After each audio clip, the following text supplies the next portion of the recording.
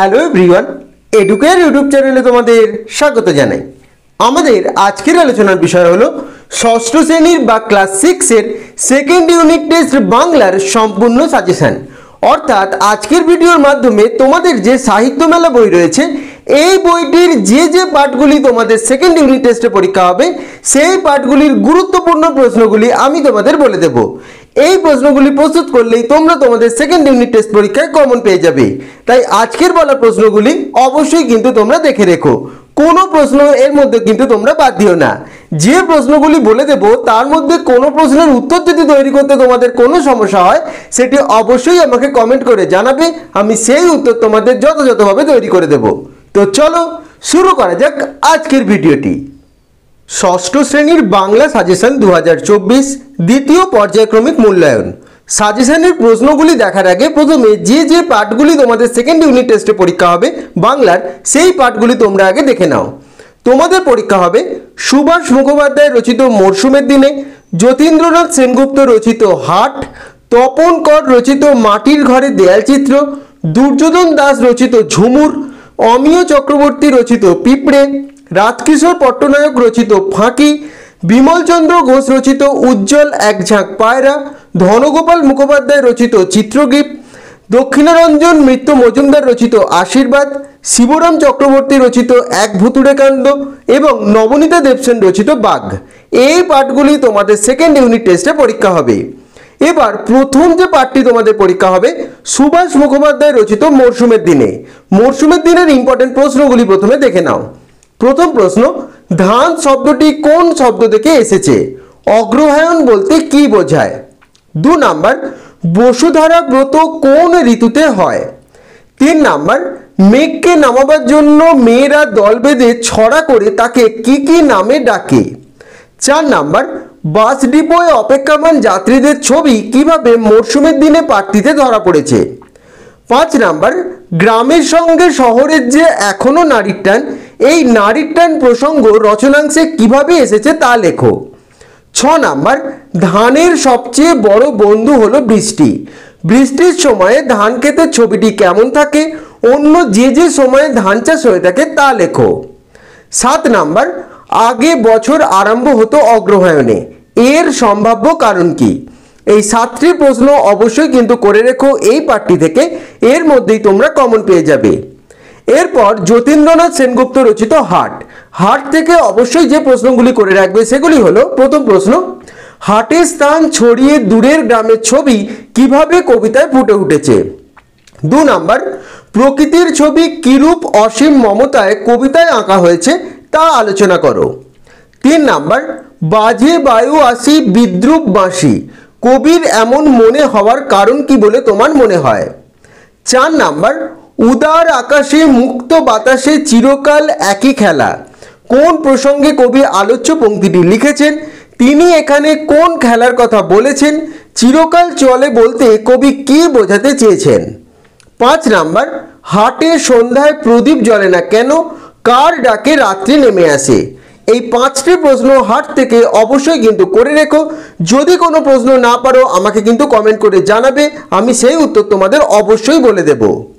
এর পরের যে পাঠটি তোমাদের পরীক্ষা হবে তপন কর রচিত মাটির ঘরে দেয়ালচিত্র। এখান থেকে যে প্রশ্নগুলি করে রাখবে সেগুলি হলো, প্রথম প্রশ্ন, মানভূম জেলায় কোন কোন আদিবাসী গোষ্ঠীর বাস? 2 নাম্বার, মাটির দেয়াল চিত্রগুলি সাধারণত কোন কোন উৎসবে আঁকা হয়? 3 নাম্বার, দেয়াল চিত্র করার জন্য কি উপাদান ব্যবহার করা হয়? 4 নাম্বার, কোন তিথিতে কৃষিজীবীরা কিভাবে তাদের গৃহসজ্জা করে থাকে তা লেখো। এই 4টি প্রশ্ন করে নিলেই তোমরা কমন পেয়ে যাবে। এর পরের যে পাঠটি পরীক্ষা হবে অমিয় চক্রবর্তী রচিত পিঁপড়ে। পিঁপড়ে থেকে যে প্রশ্নগুলি করে রাখবে, প্রথম প্রশ্ন, কবির কি দেখে কেমন যেন চেনা লাগে বলে মনে হয়েছে? 2 নাম্বার, কবি কাউকে দুঃখ দিতে চাননি কেন? 3 নাম্বার, কোন অতলে ডাকুক, কে কাকে এই ডাক দেয়? 4 নাম্বার, দুদিনের ঘর বলতে কি বোঝানো হয়েছে? 5 নাম্বার, পিঁপড়ের ভাষাহীন চলাচলের মধ্যে বিনিময়ের ভঙ্গিটি কেমন? 6 নাম্বার, মাটির বুকে যারাই আছি এই দুদিনের ঘরে, এই দুদিনের ঘর বলতে কি বোঝো? কে সবাইকে কিভাবে এই দুদিনের ঘরে আদর করে রাখে? এই 6টি প্রশ্ন অবশ্যই কিন্তু তোমরা করে রেখো। এর পরের যে পাঠটি পরীক্ষা হবে সেটি হলো রাজকিশোর পট্টনায়ক রচিত ফাঁকি। ফাঁকি থেকে অবশ্যই যে প্রশ্নগুলি করে রাখবে সেগুলি হলো, প্রথম প্রশ্ন, কত কোন নদীর তীরে অবস্থিত? উড়িষ্যার আরও একটি নদীর নাম লেখো। এটা কত হয়ে গেছে, এটি হবে কটক। কটক কোন নদীর তীরে অবস্থিত? 2 নাম্বার, গোপালের বাবা প্রথমে কেন বাগানে ফুল গাছ লাগাতে চাননি?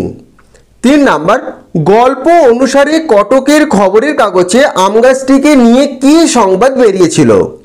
4 নাম্বার, একটু জমি খালি রাখা যাক, প্রস্তাবটি কে দিয়েছিলেন, কেন তিনি এমন প্রস্তাব দিয়েছিলেন?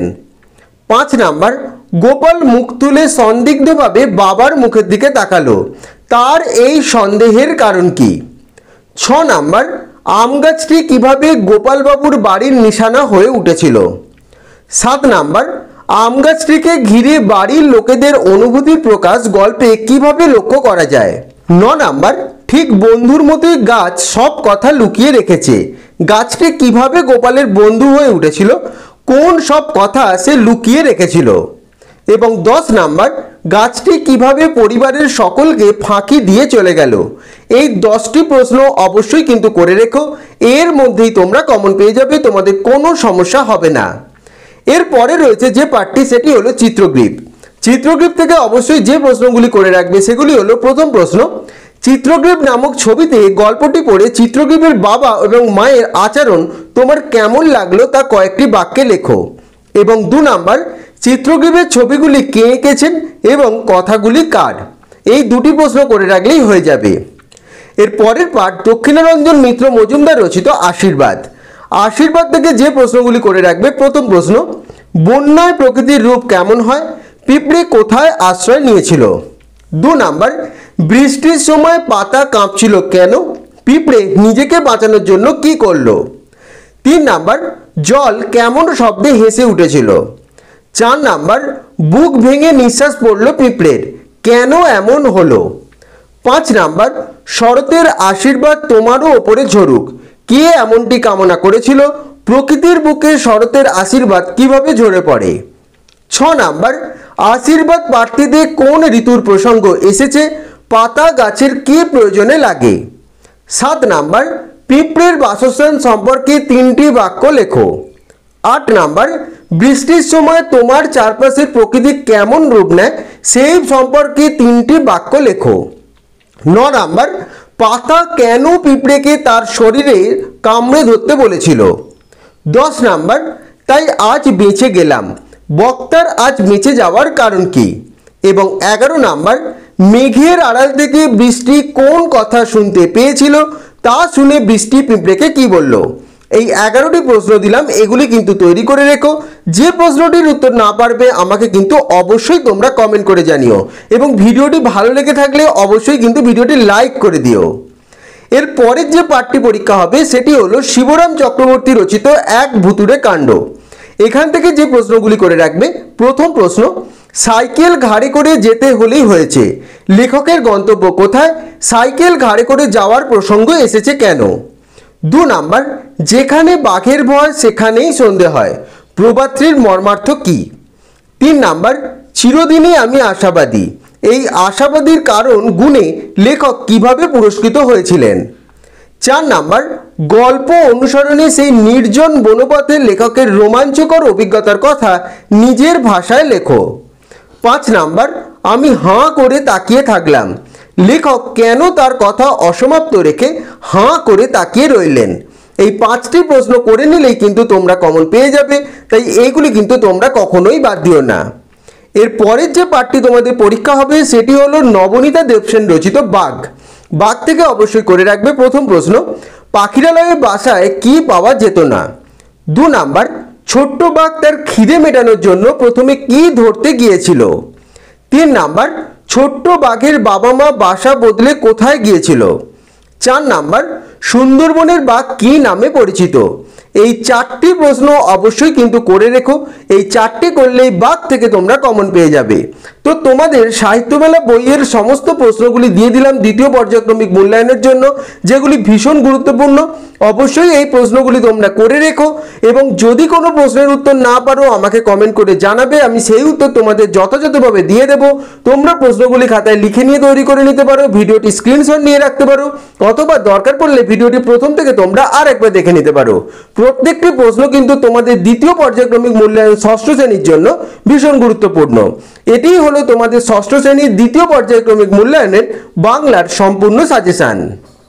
তো আশা করছি আজকের ভিডিওটি তোমাদের ভালো লেগেছে এবং আজকের ভিডিওর মাধ্যমে ষষ্ঠ শ্রেণীর বাংলার সেকেন্ড ইউনিট টেস্টের সম্পূর্ণ সাজেশন তোমরা পেয়ে গেলে।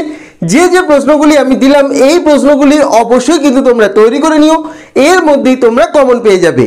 তাও যদি কোনো প্রশ্নের উত্তর তৈরি করতে অসুবিধা হয় বা তোমরা না পারো আমাকে কিন্তু কমেন্ট করে জানিও, আমি সেই উত্তর তোমাদের যথাযথভাবে তৈরি করে দেব।